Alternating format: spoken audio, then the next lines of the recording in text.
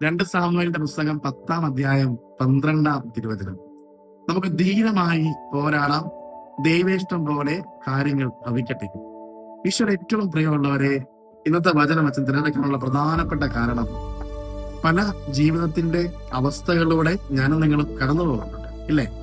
സങ്കടപ്പെടുന്ന, മുറിപ്പെടുത്തുന്ന അനുഭവങ്ങളിലൂടെ അവിടെയൊക്കെ ദൈവ ഇഷ്ടം എന്താണെന്ന് ചോദിക്കാൻ മെനക്കെടാറുണ്ടോ? എന്നെ പലപ്പോഴും സുവിശേഷത്തിൽ അത്ഭുതപ്പെടുത്തുന്ന ഈശോയുടെ ഒരു രൂപം ഗെത്സമൻ തോട്ടത്തിലുള്ള പ്രാർത്ഥനയാണ്.